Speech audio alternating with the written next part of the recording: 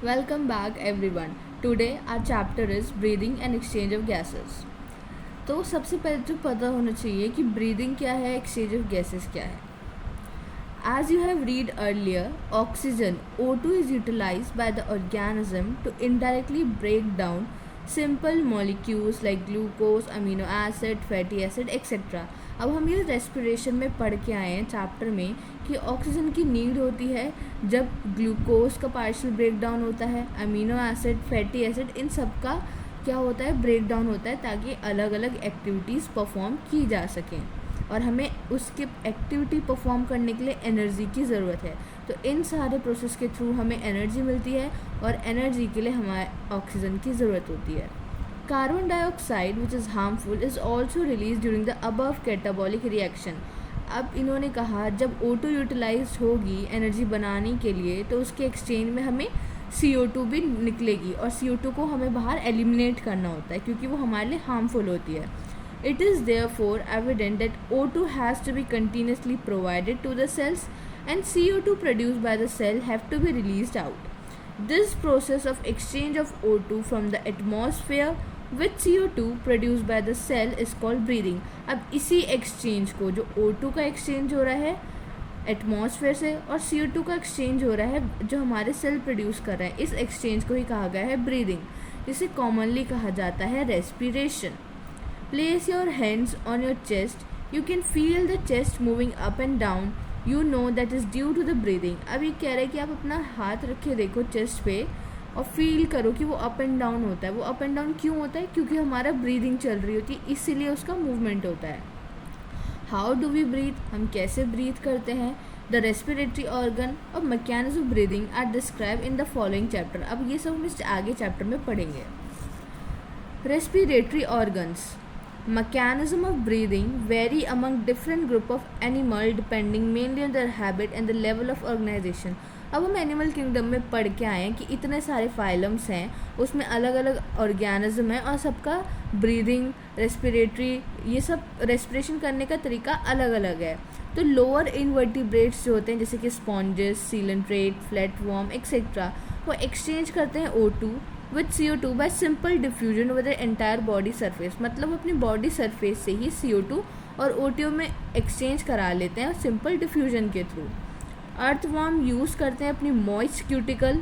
Insects के पास network of tubes होता है, ट्रैकियल ट्यूब्स होते हैं जो एटमॉस्फेरिक नाइट्रोजन या एटमॉस्फेरिक एयर को क्या कराते हैं, बॉडी से एक्सचेंज करवाते हैं. स्पेशलाइज वेस्कुलराइज स्ट्रक्चर्स होते हैं जिसे कहा जाता है गिल्स के थ्रू जो रेस्पिरेशन होगा उसे कहेंगे ब्रैंकियल रेस्पिरेशन, जो कौन यूज़ करता है by most of the aquatic arthropod और मलस्कास. वहीं पे जो वेस्कुलराइज बैग है जिसे कहते हैं लंग्स, उसे और लंग्स के थ्रू जो रेस्पिरेशन होता है उसे कहा जाता है pulmonary respiration. Are use by the terrestrial forms of the exchange of gases. और इसे कौन यूज़ करता है? टेरेस्ट्रियल फॉर्म यूज़ करती हैं. Among vertebrates में फिश यूज़ करेगी गिल्स, वेयर्स एम्फीबियन और reptile, birds, mammal respire through lungs. Amphibian जैसे कि फ्रॉग वो अपनी मॉइस्ट स्किन के थ्रू भी कर सकते हैं, तो उस रेस्पिरेशन को कहा जाएगा क्यूटेनियस रेस्पिरेशन. अब हम पढ़ने जा रहे हैं human respiratory system. Human respiratory system क्या है, उसके अंदर कौन कौन सी चीज़ें आती हैं जो उसमें उसका पार्ट है. तो we have a pair of external nostril. हमारे पास एक्सटर्नल नॉस्ट्रल के पेयर्स हैं जो हमारे अपर लिप के ऊपर होते हैं. फिर वहाँ से हम जाते हैं नेज़ल चैम्बर में, नेज़ल चैम्बर से जाएंगे नेज़ल पैसेज में, और जो नेज़ल चैम्बर है वो जाके खुलेगा फेरिंग्स में. अब पहले भी पता होना चाहिए कि फेरिंग्स क्या है. फेरिंग्स एक कॉमन पैसेज होता है जहाँ से हमारी फूड और एयर दोनों जाती है. फेरिंग्स ओपन खुलता है जाके लैरिंग्स रीजन में इनटू द ट्रैकिया. लैरिंग्स से होता हुआ वो जाके खुलेगा ट्रैकिया में. ट्रैकिया होता है हमारा विंड पाइप. लैरिंग्स एक कार्टिलेजस बॉक्स है जिससे साउंड का प्रोडक्शन होता है और इसे साउंड बॉक्स भी कहा जाता है. जब हम निगलते हैं, स्वेलिंग कर रहे हैं, ग्लोटिस होती है ओपनिंग ऑफ विंड पाइप, लिखा हुआ भी है. ग्लोटिस क्या है? ओपनिंग ऑफ विंड पाइप, जो कवर्ड होती है थिन इलास्टिक कार्टिलेजस फ्लैप. अब हमें ये याद रखना है कि क्या आएगा, कौन सा कार्टिलेज है? Elastic cartilage. अब क्वेश्चन में घुमा रहे थे कि हाइलन कार्टिलेज, इनकम्प्लीट कार्टिलेज, तो हमें याद रखना है क्या है? Thin elastic cartilaginous flap. जिसे कहा जाता है epiglottis, to prevent the entry of food into the larynx. इसका काम है कि वो हमारे लैरिंग्स में साउंड बॉक्स वाली जगह पे क्या ना करे, खाना ना जाने दे। Trachea is a straight tube extending up to the mid thoracic cavity which divided at the level of fifth thoracic vertebra, right और लेफ्ट पर्वनी ब्रंकाई। मतलब अब जो ये ट्रैकिया है हमारा, ये चलता है यहाँ पे फिफ्थ लेवल होता है हमारा थोरेसिक वर्टेब्रा, जहाँ पे ये डिवाइड हो रहा है और फिर प्राइमरी और सेकेंडरी ब्रोंकाइज में टूट जाएगा। Each bronchi undergo repeated divisions to form secondary और टर्शरी ब्रोंकाई। अभी फर्दर डिवाइड करेंगे सेकेंडरी, फिर ये फर्दर डिवाइड करके बनाएंगे टर्शरी ब्रोंकाइज में, और bronchioles ending up in very thin terminal bronchioles, और लास्ट में जाके बन जाते हैं हमारे ब्रोंक्यूल्स। अब जो ट्रैकिया, प्राइमरी, सेकेंडरी और टर्शरी ब्रोंकाई और कुछ इनिशियल ब्रोंक्यूल्स ये मिलके बनाती हैं हमारा ये सपोर्ट होती है इनकम्प्लीट कार्टिलेजस रिंग से। अब हर एक टर्मिनल ब्रोंकियाई से निकलेगी एक एल्वियोलाई, जो कैसी होती है, thin, irregular walled, vascularize bag. Vascularize bag का मतलब होते हैं यहाँ पे ब्लड की सप्लाई बहुत अच्छी है। वेस्कुलराइज का मतलब ही यही है, जहाँ पे ब्लड की सप्लाई अच्छी हो। वेस्कुलराइज बैग लाइक स्ट्रक्चर जिसे कहा गया है एल्वियोली। तो एल्वियोलाई किससे बन रही है, टर्मिनल ब्रोंक्यूल्स से। The branching of network bronchi का, ब्रोंक्यूल्स का और एल्वियोलाई का कंप्राइजेस द लंग्स। लंग्स के अंदर कौन आ गया, नेटवर्क इसका ब्रोंकाई का, ब्रोंक्यूल्स का और एल्वियोलाई का comprises the lung. We have 2 lungs, हमारे पास 2 लंग्स होते हैं जो कवर्ड होते हैं डबल लेयर प्लूरा से, और उसमें क्या होता है, प्लूरल फ्लूइड होता है उन दोनों के बीच में, और इसका काम होता है friction on the lung surface को कम करना। द आउटर प्लूरल मेम्ब्रेन, जो बाहर की प्लूरल मेम्ब्रेन है, वो क्लोज कॉन्टैक्ट है किसके साथ, थोरेसिक कैविटी के साथ या फिर थोरेसिक लाइनिंग के साथ। Whereas the inner pleural membrane होती है लंग्स के कॉन्टैक्ट में, लंग्स के सरफेस के साथ। The part starting with the external nostril, जो हमारा एक्सटर्नल नॉस्ट्रल जो कहाँ खुल रहे थे, अपर लिप के ऊपर, वहाँ से लेकर टर्मिनल ब्रोंक्यूल्स तक बनाते हैं कंडक्टिंग पार्ट। और वेयर एज यहाँ पे एल्वियोलाई और उसकी डक्ट बनाएंगी रेस्पिरेटरी और एक्सचेंज पार्ट हमारे रेस्पिरेटरी सिस्टम का। अब कंडक्टिंग पार्ट का काम क्या है, वो एयर को लेके आता है, उसे साफ करता है, फॉरेन पार्टिकल्स हटाता है, ह्यूमिडिफाई करता है और उसे हमारे बॉडी टेम्परेचर पे लेके आता है। Exchange part is the site of actual diffusion. अब पूछे कि एक्चुअल डिफ्यूजन O2 और CO2 का कहाँ होगा ब्लड और एटमॉस्फेरिक एयर के बीच में, तो वो होता है हमारे एक्सचेंज पार्ट पे या फिर कहें रेस्पिरेटरी पार्ट पे। The lungs are situated in the thoracic chamber, हमारे लंग्स सिचुएटेड होते हैं थोरेसिक चैम्बर में, जो एनाटॉमिकली एक एयर टाइट चैम्बर है।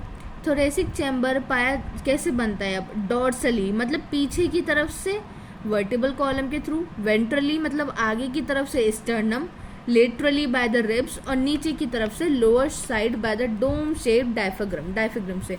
तो ये 4 चीज़ें मिलके बनाती हैं हमारा thoracic chamber. Dorsally vertebral column, ventrally by the sternum, laterally by the ribs, on the lower side by the dome shape diaphragm. जो एनाटॉमिकल सेटअप है लंग्स का थोरेक्स में इसी तरीके से किया गया है कि अगर कोई भी चेंज हो थोरेसिक कैविटी में तो वो रिफ्लेक्शन होगा हमारी पल्मोनरी कैविटी में। Such arrangement is essential for breathing as we cannot directly alter the pulmonary volume. अब ये ऐसा सेटअप किया गया है क्योंकि हम डायरेक्टली अपनी पल्मोनरी वॉल्यूम को चेंज नहीं कर सकते। अब रेस्पिरेशन में क्या क्या स्टेप्स होते हैं, ब्रीदिंग बोल दो या पल्मोनरी वेंटिलेशन बोल दो, जहाँ पे एटमॉस्फेरिक एयर जो है अंदर आएगी और CO2 रिच एयर बाहर जाएगी। डिफ्यूजन होगा गैसेस का अक्रॉस एल्वुलर मेम्ब्रेन, फिर ट्रांसपोर्ट होंगी सारी गैसेस ब्लड में, फिर O2 CO2 का डिफ्यूजन होगा ब्लड और टिश्यू में, फिर O2 का यूटिलाइजेशन होगा कैटाबॉलिक रिएक्शन में और उसका रिजल्टेंट होगा कि CO2 बाहर निकल जाएगी। देखो इन्होंने भी यहाँ बता दिया जो हमने पढ़ा है रेस्पिरेशन चैप्टर में, चैप्टर 14। अब हम पढ़ने जा रहे हैं mechanism of breathing. Mechanism of breathing क्या है, ब्रीदिंग इन्वॉल्व 2 स्टेजेस। ब्रीदिंग के अंदर 2 स्टेजेस आती हैं, इंस्पिरेशन जहाँ पे एयर अंदर जाएगी, एक्सपायरेशन जहाँ से एयर बाहर आएगी। जो मूवमेंट है एयर का इनटू और आउट ऑफ द लंग्स वो होता है प्रेशर ग्रेडियंट क्रिएट करके। अब हमने बॉयल्स लॉ पढ़ा है कि pressure is inversely proportional to volume. अगर प्रेशर बढ़ेगा तो वॉल्यूम घटेगी और वॉल्यूम बढ़ेगा तो प्रेशर घटेगी। अब हमें एयर को अंदर लेना है और गैस कैसे मूव करती है, from higher pressure to low pressure. अब हमें सांस लेनी है, इंस्पायरेशन करना है तो अपना अंदर प्रेशर कम करना पड़ेगा, बाहर प्रेशर ज़्यादा होगा, जिसकी वजह से हमें अंदर वॉल्यूम बढ़ानी पड़ेगी और एयर हमारी बाहर से अंदर चली जाएगी। तो हम वही पढ़ने वाले। The movement of air into and out of the lung is carried out creating the pressure gradient between the lungs and the atmosphere. Inspiration occur if the pressure with in the lungs, मतलब lungs के अंदर का pressure, intrapulmonary pressure अगर कम है atmospheric pressure से तो क्या होगा, निगेटिव प्रेशर होगा लंग्स में with respect to the atmospheric pressure. और ऐसे ही एक्सपायरेशन में क्या होगा, अंदर का प्रेशर ज़्यादा हो जाएगा एटमॉस्फेरिक प्रेशर के कंपेयर में। अब जो डायफ्राग्राम है और स्पेशलाइज सेट ऑफ मसल्स हैं, external and internal intercostal muscles होती हैं हमारे रिब्स में, जो हमारी इसमें हेल्प करती हैं, helping generation of such gradient. Inspiration शुरू होगा जब कंसंट्रेशन जब कॉन्ट्रैक्शन होगा डायफ्राग्राम का, डायफ्राग्राम सिकुड़ जाएगा, सिकुड़ेगा तो कहाँ जाएगा, नीचे जाएगा या ऊपर जाएगा। जब कॉन्ट्रैक्ट होता है तो डायफ्राग्राम नीचे जाता है, नीचे जाएगा तो यहाँ पे इसकी वॉल्यूम बढ़ जाएगी, वॉल्यूम बढ़ेगी तो प्रेशर कम हो जाएगा, प्रेशर कम होगा तो हायर प्रेशर से लोअर प्रेशर की तरफ एयर अंदर आ जाएगी।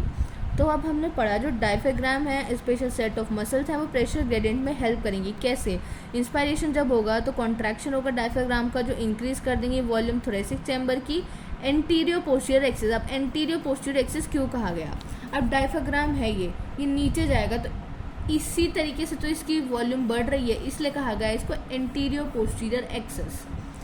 The contraction of external intercostal muscle, और इंटरकोस्टल मसल्स का भी कॉन्ट्रैक्शन होगा, जिसकी वजह से क्या होगा, रिब्स और स्टर्नम ऊपर की तरफ चले जाएंगे, रिब्स और स्टर्नम ऐसे बाहर की तरफ आ जाएंगे। अब इसे क्या बोलेंगे कि डॉर्सोवेंट्रल एक्सिस में इसकी क्या हो गई, वॉल्यूम बढ़ गई।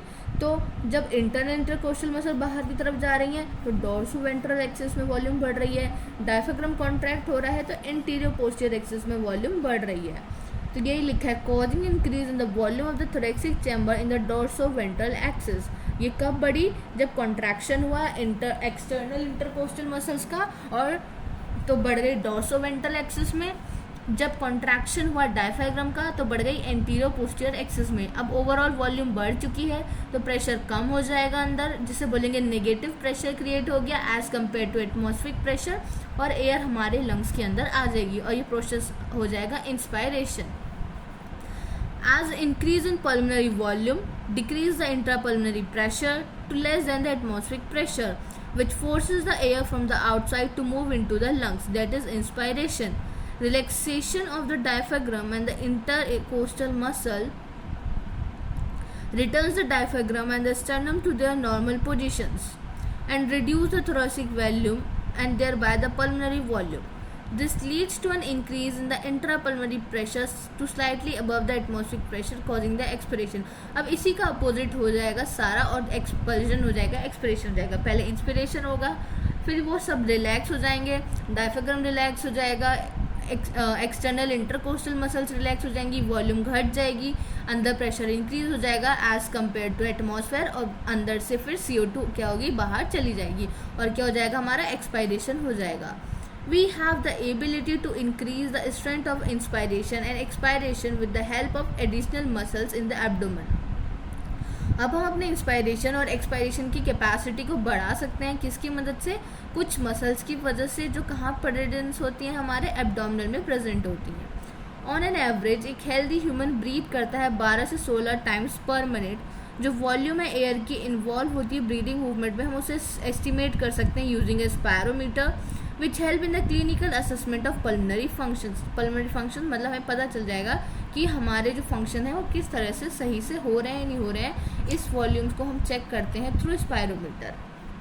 अब हम पढ़ने जा रहे हैं रेस्पिरेटरी वॉल्यूम और उनकी कुछ कैपेसिटीज़। अब टाइडल वॉल्यूम क्या है, वॉल्यूम ऑफ एयर इंस्पायर्ड, जो हमने हवा ली है अंदर, और एक्सपायर्ड, जो बाहर छोड़ी है नॉर्मल रेस्पिरेशन के थ्रू, अप्रॉक्स 500 ml। अब हमारा रेट क्या होता है, 12 से 16 टाइम चलता है, तो अगर 12 की मल्टीप्लाई तुम 500 से कर दो तो कितना आएगा, 6000 के आसपास। तो वही उन्होंने कहा कि हेल्दी मैन इंस्पायर और एक्सपायर करता है अप्रॉक्सीमेटली 6000 से 8000 ml ऑफ एयर पर मिनट। तो ये टाइडल वॉल्यूम क्या हुई, वो एयर जो हम इंस्पायर कर रहे हैं या एक्सपायर कर रहे हैं ड्यूरिंग नॉर्मल रेस्पिरेशन के थ्रू, वो पर मिनट कितनी जाती है, 6000 से 8000 ml पर मिनट। अब इंस्पायरेटरी रिजर्व वॉल्यूम, नाम से समझ आ रहा है, रिजर्व मतलब रुकी हुई कुछ, मतलब एडिशनल होगा। रिजर्व तो वही करते हैं ना जब कोई चीज़ हमारे पास ज़्यादा बच जाए, तो एडिशनल वॉल्यूम ऑफ एयर जो पर्सन क्या करे, इंस्पायर कर रहा है बाय अ फोर्सेबल इंस्पायरेशन। अब हमें सेविंग्स करनी होती है, रिजर्व करके रखनी होती है चीज़ें, तो हम थोड़ा फोर्स लगाते हैं, अपने आप को थोड़ा कंट्रोल करते हैं, नहीं हमें ये बचाना है, इसे खर्च नहीं करना। तो नाम से समझ आ रहा है, इंस्पायरेटरी मतलब इंस्पायर कर रहे हैं, रिजर्व मतलब थोड़ा बचाने हैं, कुछ एडिशनल है वॉल्यूम। तो इंस्पायरेटरी रिजर्व वॉल्यूम क्या हुआ, वो एडिशनल वॉल्यूम एयर का जो पर्सन इंस्पायर कर सकता है एक फोर्सेबल इंस्पायरेशन के बाद भी, वो हुआ इंस्पायरेटरी रिजर्व वॉल्यूम। इसका एवरेज जाता है 2500 से 3000 ml तक। तो हम इसके नाम से समझ रहेगा, याद रहेगा इंस्पायरेटरी रिजर्व वॉल्यूम क्या है। इंस्पायरेटरी मतलब इंस्पायरेशन, रिजर्व मतलब कुछ एडिशनल फोर्सेबल तरीके से की हुई। तो इंस्पायरेटरी रिजर्व वॉल्यूम वो एडिशनल वॉल्यूम है जो हम इंस्पायर कर सकते हैं आफ्टर अ फोर्सेबल इंस्पायरेशन, उसे कहते हैं इंस्पायरेटरी रिजर्व वॉल्यूम। और उसकी कितनी जाती है, उसकी वैल्यू 2500 से 3000 ml तक। ऐसे ही एक्सपायरेटरी रिजर्व वॉल्यूम है। अब हम समझ गए एक्सपायरेटरी मतलब एडिशनल वॉल्यूम किसकी, एक्सपायरेशन की, या जो हम एक्सपायर करेंगे कैसे, फोर्सेबल एक्सपायरेशन के बाद, तो वही बन जाएगी expiratory reserve volume. Additional volume of air a person can expire of by a forcible expiration. इसकी एवरेज वैल्यू कहाँ तक जाएगी, 1000 से 1100 ml। तो अब हमें इनके नाम से ही समझ आ गया। नेक्स्ट है हमारी रेसिडुअल वॉल्यूम, मतलब कुछ बचा हुआ, volume of air remaining in the lungs, जो बच जाए even after a forcible expiration. किस एक्सपायरेशन के बाद, फोर्सेबल एक्सपायरेशन के बाद। तो उसकी वैल्यू जाती है एवरेज 1100 से 1200 ml। अब हमें सारी समझ आ गई, टाइडल वॉल्यूम हो गई, इंस्पायरेटरी रिजर्व वॉल्यूम हो गई, एक्सपायरेटरी रिजर्व वॉल्यूम हो गई, और रेसिडुअल वॉल्यूम हो गई। इंस्पायरेटरी रिजर्व वॉल्यूम जो हम एडिशनल वॉल्यूम एयर की इंस्पायर कर रहे हैं फोर्सेबल इंस्पायरेशन के बाद। टाइडल वॉल्यूम जो नॉर्मल वॉल्यूम एयर की हम इंस्पायर या एक्सपायर कर सकते हैं नॉर्मल इंस्पायरेशन के टाइम पे, जो 500 ml होती है, लेकिन अगर पर मिनट कैलकुलेट की जाए तो वो होती है 6000 से 8000 ml के बीच। ये जाती है हमारी 2500 से 3000 ml के बीच। ये कितना जाएगी, एक्सपायरेटरी रिजर्व वॉल्यूम मतलब एडिशनल वॉल्यूम कुछ एयर की जो हम एक्सपायर करेंगे फोर्सेबल एक्सपायरेशन के बाद, ये जाएगी हमारी 1000 से 1100। रेसिडुअल वॉल्यूम कुछ वॉल्यूम बची हुई हमारे लंग्स में जो फोर्सेबल एक्सपायरेशन के बाद भी बच जाएगी, इसकी वैल्यू होती है 1100 ml से 1200 ml तक।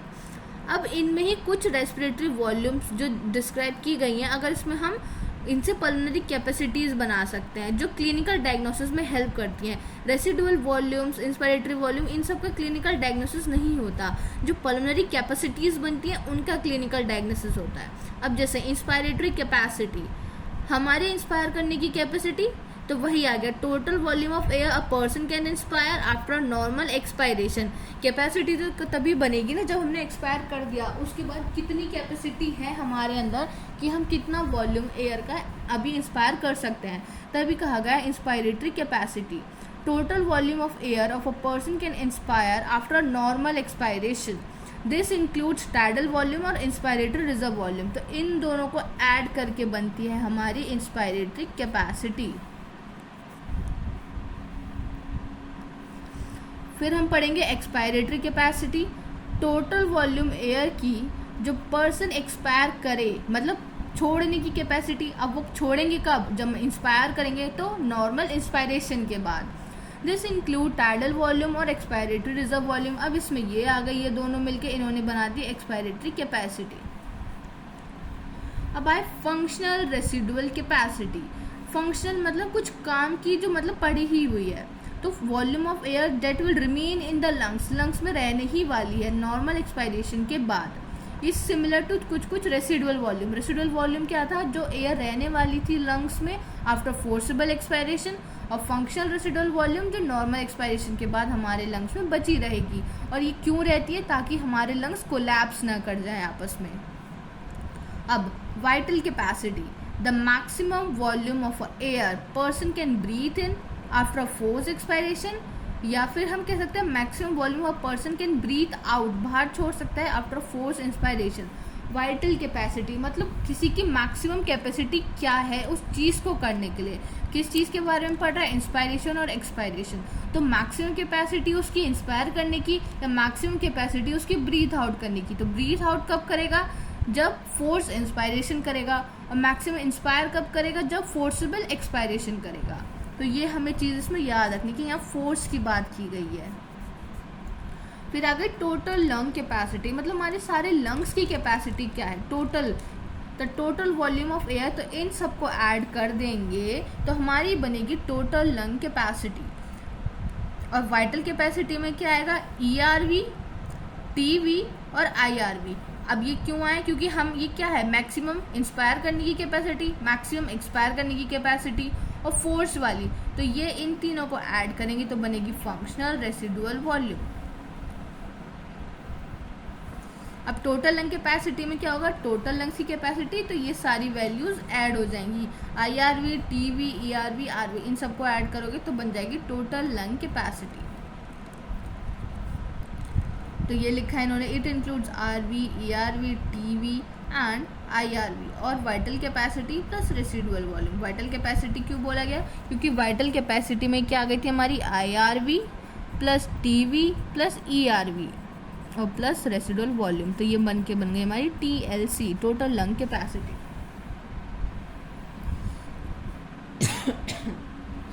अब हम पढ़ेंगे एक्सचेंज ऑफ गैसेस। गैसेस का एक्सचेंज कैसे होता है हमारी बॉडी में। Alveoli are the primary site of exchange of gases. Exchange of gases also occur between blood and tissue. Alveoli हमारी प्राइमरी साइट है जहाँ पे गैसेस का एक्सचेंज होगा। एक्सचेंज ऑफ गैसेस अकर किसके बीच में होता है, ब्लड और टिश्यू के बीच में। O2 एंड CO2 एक्सचेंज होती है in the sites bye simple diffusion. Simple diffusion के थ्रू अब वो किस पे बेस्ड होता है, प्रेशर या फिर कंसंट्रेशन ग्रेडियंट या फिर गैसेस की सॉल्युबिलिटी या फिर थिकनेस ऑफ द मेम्ब्रेन। तो किन तीन चीज़ों पे ये डिपेंड कर रहा है, प्रेशर पे, कंसंट्रेशन ग्रेडियंट पे, सॉल्युबिलिटी ऑफ गैसेस पे या थिकनेस ऑफ मेम्ब्रेन क्या है। और also some important factor that can affect the rate of diffusion. Pressure contribute by an individual gas in a mixture of gases called partial pressure. ये हम भी पढ़ते हैं डाल्टन्स लॉ में कि हर जो प्रेशर कंट्रीब्यूट किया जा रहा है हर एक गैस का एक मिक्सचर ऑफ गैसेस में, तो उसे कहेंगे उसका पार्शियल प्रेशर। और उसको रिप्रेजेंट करते हैं इससे PO2 for oxygen and PCO2 for the carbon dioxide. Partial pressure of these two gases in the atmosphere air and the two sides of diffusion. अब इन सब की प्रेशर की वैल्यूज़ और जहाँ जहाँ साइड पे डिफ्यूजन होता है वो दे रखी है। The given data ये table clearly indicate a concentration gradient for oxygen from alveoli to blood और blood से टिश्यू तक। अब हम पढ़ेंगे पहले ये रेस्पिरेटरी गैसेस कौन कौन सी दो हैं, O2 एंड CO2। एटमॉस्फेयर में कितना है इसका प्रेशर, 159 और इसका है 0.3।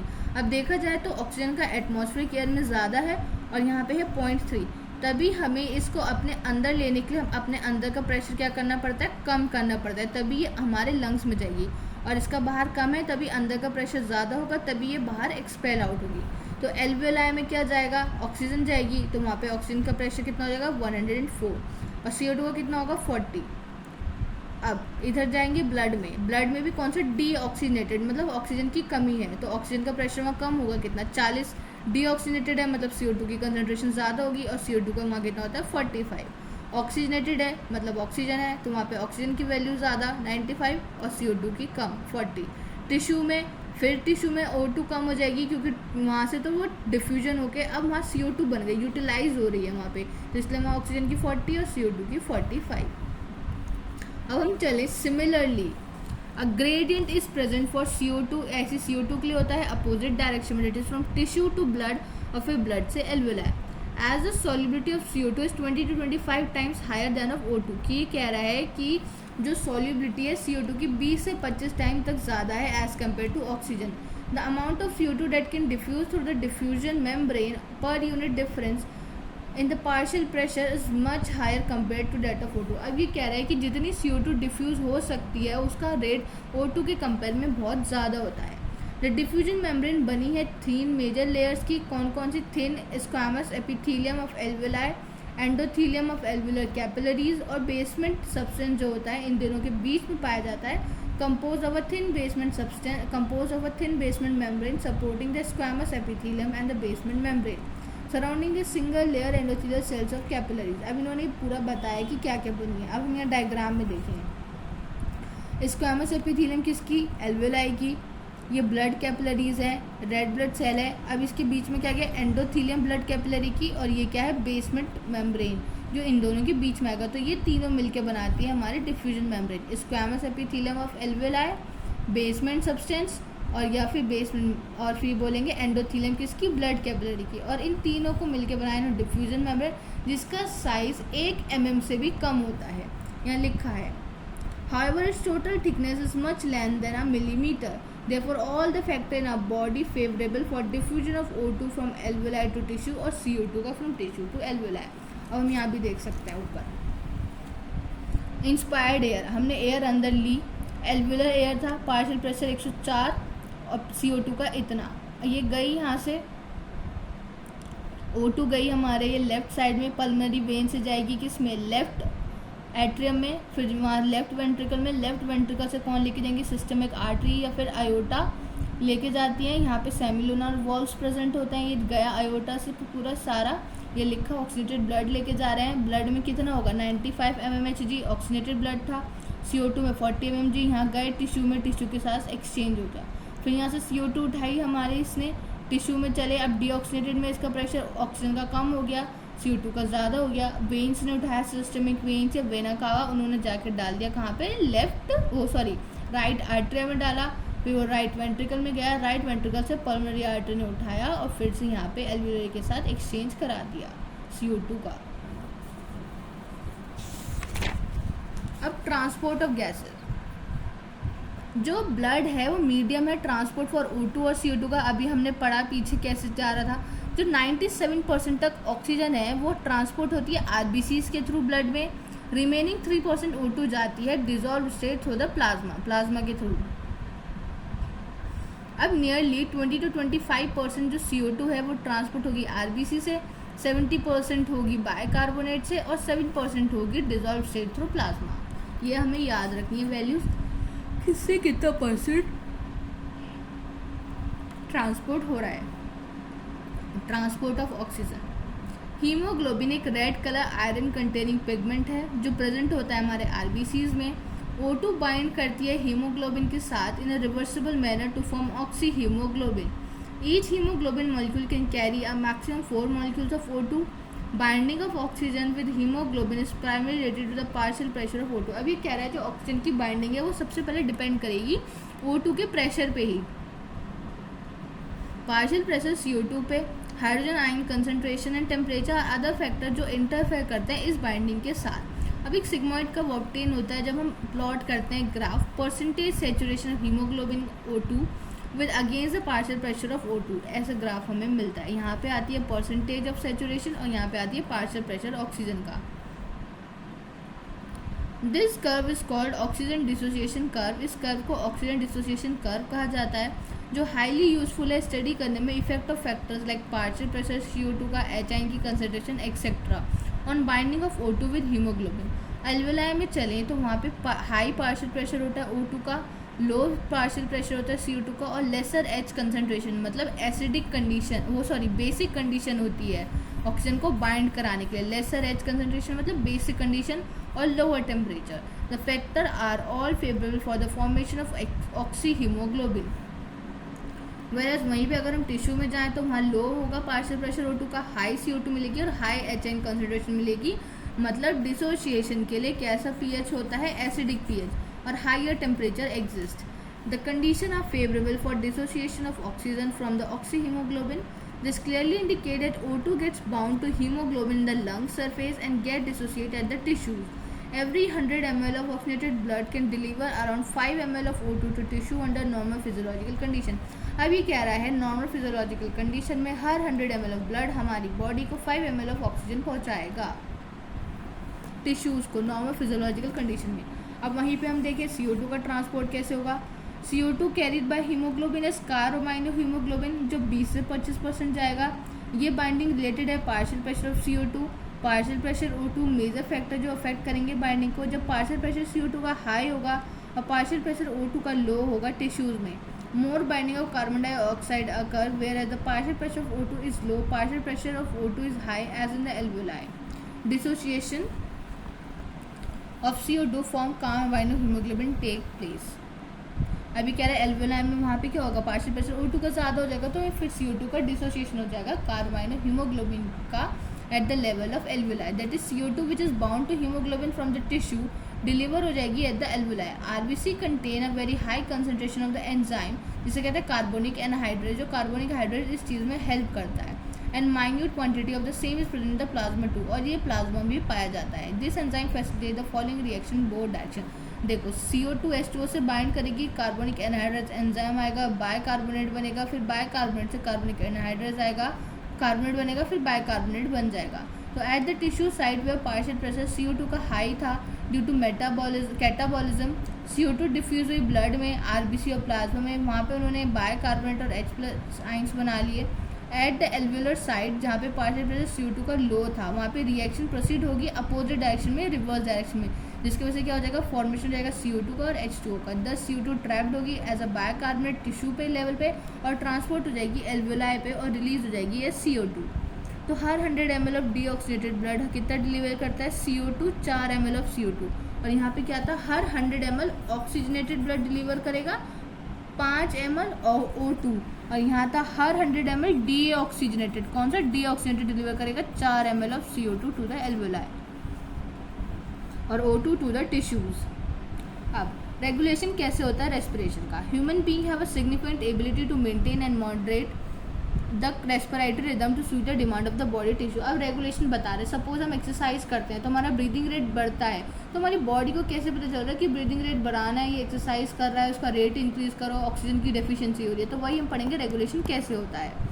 This is done by the neural system. ये सब कौन करता है, न्यूरल सिस्टम करता है. एक स्पेशलाइज सेंटर प्रेजेंट होता है हमारे मेडुलर रीजन में ब्रेन के, जिसे कहा जाता है रेस्पिरेटरी रिदम सेंटर, जो प्राइमरली रिस्पॉन्सिबल है रेगुलेशन के लिए. एक दूसरा सेंटर भी प्रेजेंट होता है pons region of the brain, जिसे कहते हैं नीमोटॉक्सिक सेंटर, जो मॉडरेट करता है फंक्शन रेस्पिरेटरी रिदम सेंटर को.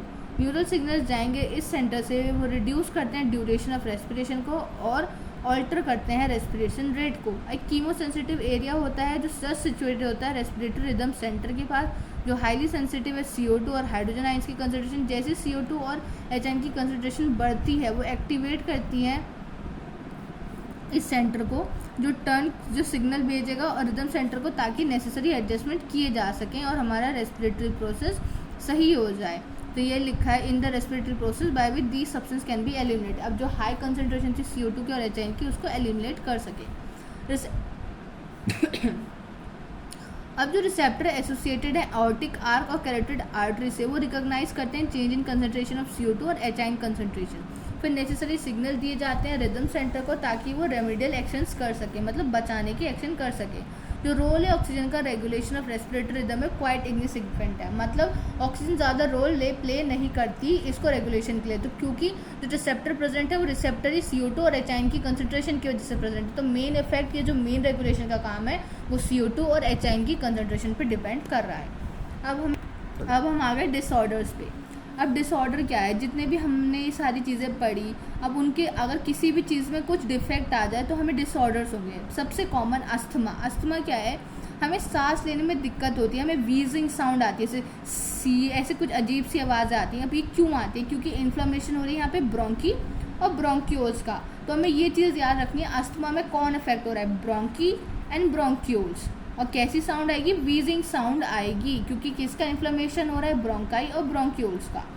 एम्फाइसीमा. एम्फाइसीमा एक क्रॉनिक डिसऑर्डर है, मतलब लंबे समय से चलने वाला, लंबे समय से इफेक्ट जो आया है उसका. इसमें क्यों, क्योंकि यहाँ पे एल्वियोलर वॉल डैमेज हो जाती है. एल्वियोलर वॉल डैमेज हो जाएगी, जिसकी वजह से रेस्पिरेटरी सरफेस डिक्रीज होगा.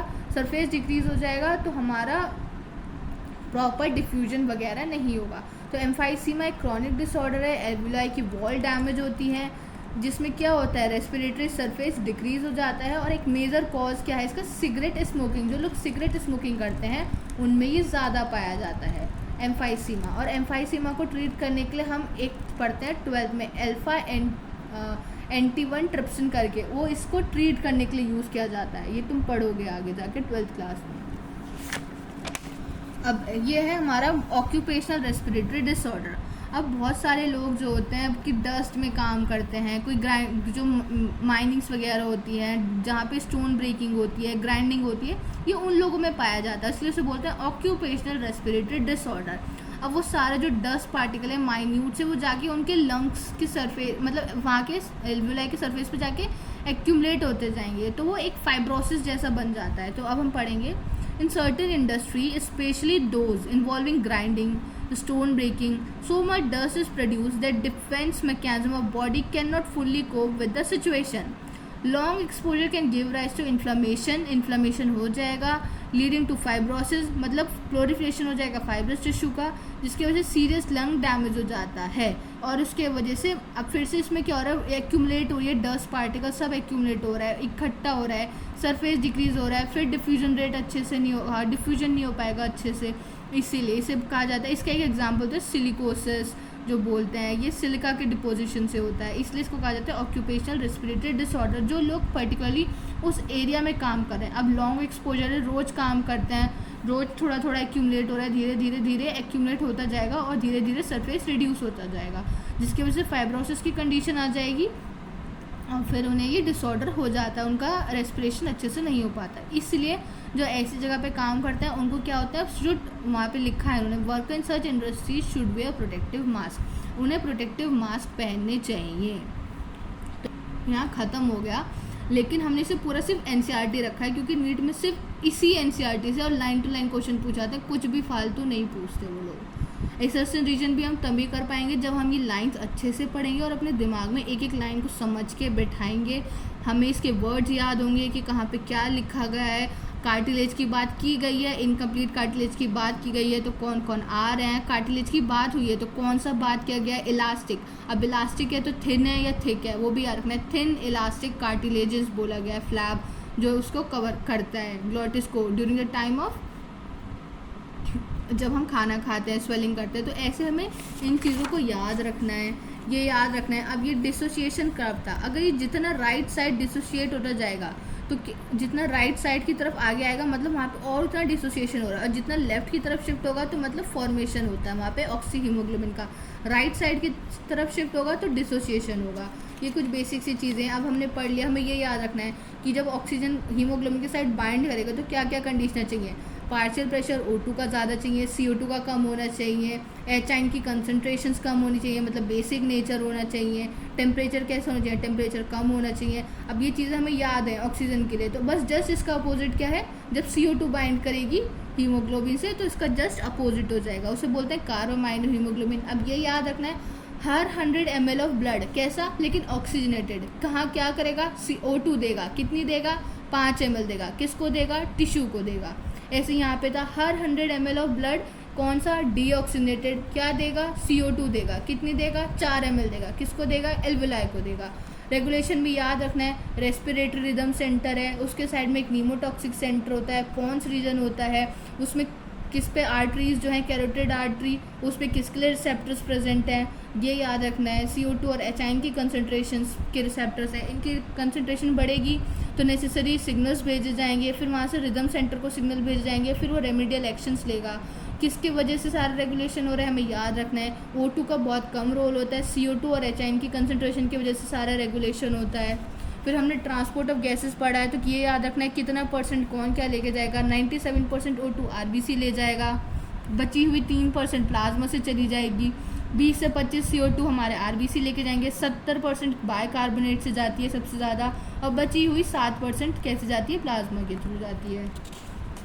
फिर हमने ये पढ़ लिया। फिर हमें ये देखनी है जो डिफ्यूजन मेम्ब्रेन बनती है किस कौन कौन 3 चीज़ें मिलकर बना रही है, स्क्वैमस एपिथेलियम बना रही है, बेसमेंट सब्सटेंस बना रहा है, और एंडोथीलियम ऑफ ब्लड कैपिलरी। और इसकी थिकनेस क्या है, लेस देन 1 mm है। डायग्राम देखना है, कौन सी चीज़ें क्या लेबल की गई है ये देख लेना है। ये हमने सारा पढ़ ही लिया, कहाँ से क्या जाएगा, इधर ये चल रहा है, ये इधर लेफ्ट पोर्शन है हमारे हार्ट का जहाँ से ऑक्सीनेटेड टाइप ब्लड जा रहा है, यहाँ से डीऑक्सीनेटेड जा रहा है, CO2 एक्सचेंज हो रही है, ये दिमाग में बैठाना है। ये अब आयोटा है, यहाँ से लेफ्ट वेंट्रिकल से आयोटा ने लिया ब्लड, सब में पहुँचाया, टिश्यूज़ को ऑक्सीजन दी, CO2 ली, फिर यहाँ से वेना कावा निकली, राइट एट्रिया में गई, फिर राइट वेंट्रिकल में गई, वहाँ से राइट वेंट्रिकल से कौन उठाती है, पल्मोनरी आर्टरी उठाती है, CO2 सब उठाया, CO2 एक्सचेंज करा दी। यहाँ पे कौन से वॉल्व होते हैं, सेमिलुनार वॉल्व होंगे, ये सब हमें याद रखना है। यहाँ कौन सा मिलेगा, ट्राइकस्पिड, यहाँ कौन सा मिलेगा, बाइकस्पिड। ऐसी चीज़ें रिलेट करनी है ताकि वो कुछ भी पूछे तो हम कर लें। फिर हमें ये चार्ट याद रखना है कि कहाँ पे कितना प्रेशर था, किस जगह क्या था, ये सारी हमने पढ़ी ली। अब हमने पढ़ लिया कि कैपेसिटीज़ को यूज़ करते क्लिनिकल सिग्निफिकेंस यहाँ से आता है, residual volume, inspiratory reserve volume, tidal volume. अब रिजर्व से हमें नाम पता चल रहा है कुछ रखा गया, बचाना है, कुछ एडिशनल है, कुछ बचाने के लिए हमें थोड़ी मेहनत करनी पड़ती है, फोर्स लगानी पड़ती है, कंट्रोल करना पड़ता है, तो हमें पता चल गया। इंस्पायरेटरी रिजर्व वॉल्यूम मतलब दैट वॉल्यूम जो पर्सन क्या है, एडिशनल वॉल्यूम पर्सन इंस्पायर करेगा, कैसे करेगा, फोर्सिबल इंस्पायरेशन के बाद, वो गई इंस्पायरेटरी रिजर्व वॉल्यूम। इंस्पायरेटरी आ गया तो इंस्पायरेटरी वॉल्यूम। एक्सपायरेटरी की बात करेंगे तो एक्सपायरेटरी की बात हो गई। टाइडल में नॉर्मल आ गई, नॉर्मल इंस्पायर एक्सपायर कर से, और रेसिडुअल जो कुछ बचा रहेगा आफ्टर फोर्सिबल एक्सपायरेशन के बाद। फिर उन्हीं में से कुछ जोड़कर ये कैपेसिटीज़ बनती हैं, कैपेसिटीज़ बन गई, कैपेसिटीज़ पढ़ ली, ये सब पढ़ लिया। इंस्पायरेशन एक्सपायरेशन कैसे होगा, प्रेशर ग्रेडियंट पे होगा, प्रेशर ग्रेडियंट जब होगा बनेगा क्रिएट होगा तो इंस्पायरेशन और एक्सपायरेशन दोनों हो जाएगा अकॉर्डिंग। अब इंस्पायरेशन कराने के लिए अंदर प्रेशर कम करना है हमें अपने लंग्स में as compare to atmosphere. Expiration में अंदर का प्रेशर ज़्यादा करना है as compare to atmosphere, diffusion हो जाएगा गैसेस का। अब इंस्पायरेशन कैसा होता है, एक्टिव प्रोसेस होता है, यहाँ पे एनर्जी हम खर्च कर रहे हैं। एक्सपायरेशन क्या है, पैसिव है, आसानी से ईजीली हो जाता है। बस ख़त्म पूरा चैप्टर। फिर हमने पढ़ लिया क्या क्या ह्यूमन रेस्पिरेटरी सिस्टम में क्या आएगा, कौन कौन चीज़ें आएंगी। यहाँ पे हमने पढ़ा ब्रीदिंग रेस्पिरेशन क्या होता है, यहाँ पढ़ा कि रेस्पिरेटरी ऑर्गन्स अलग अलग होते हैं डिफरेंट ऑर्गन्स में, सब में। तो बस यहीं पे चैप्टर ख़त्म हो गया। एक बार दोबारा NCERT से रीड कर लो, पूरा समझ आ जाएगा। Thank you.